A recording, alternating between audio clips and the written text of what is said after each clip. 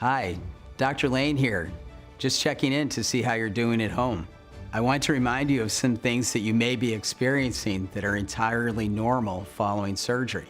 We sent you home with written instructions, and these instructions are also present on our website at laneoralsurgery.com.